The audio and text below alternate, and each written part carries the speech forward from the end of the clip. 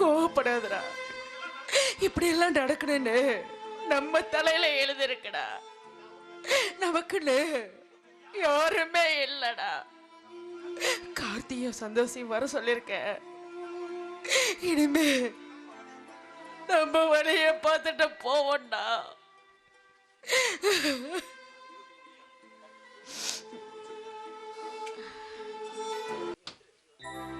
டேய் வருண், என்னடா சாமான் எடுத்துட்டு எங்கடா போறீங்க? டேய் வருண்,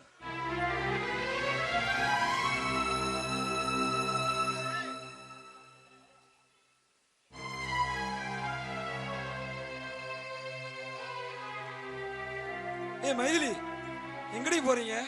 டேய்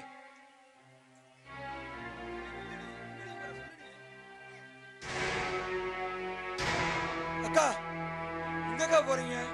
அக்கா பேசுக்கா. ஏக்கா பேச மாட்டேங்கிற? அக்கா பேசுக்கா. யாரும் என்கிட்ட பேச மாட்டீங்களா? நானும் மனுஷன்தான். போங்க, பேசாம போங்க. அங்க அவரு பேசி கொள்றாரு, இங்க நீங்க பேசாம கொள்றீங்க. பேசாம எனக்கு ஒரு பாட்டில் வெஸ்ட வாங்கி கொடுத்துட்டு போயிருக்கா. நானும் மாமா போன இடத்துக்கே போய் சேர்ந்துறக்கா.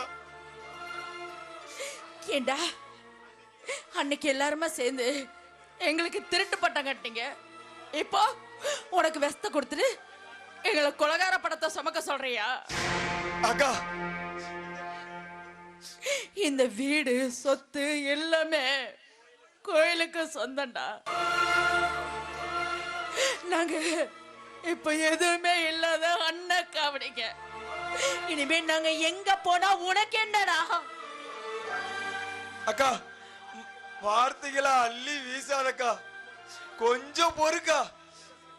இந்த சதித்திற்கு பின்னாடி யார் இருக்கான்னு நான் கண்டுபிடிக்கிறேக்கா.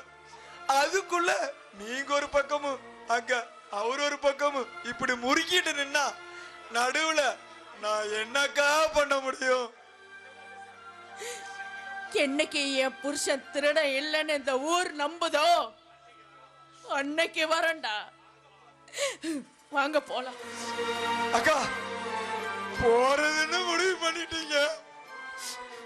போறதுக்கு முன்னாடி புருஷன் இறந்ததுக்கு அப்புறம் பிறந்த வீட்டு சீர்புடவை கட்டாம ஒரு பொண்ணு வெளியே போகக்கூடாதுக்கா. அக்கா, இந்த புடவைய வாங்கிக்கா. எனக்கு சீரு வேணாம், ஒண்ணு வேணாம். அது எல்லாத்தையும் எடுத்துக்கிட்டு நீயே போ.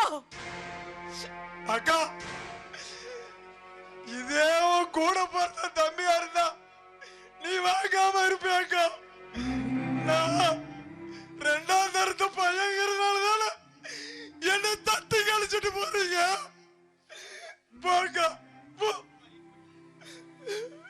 மைதிலி, உள்ள போய் முக்காளி எடுத்துட்டு வா.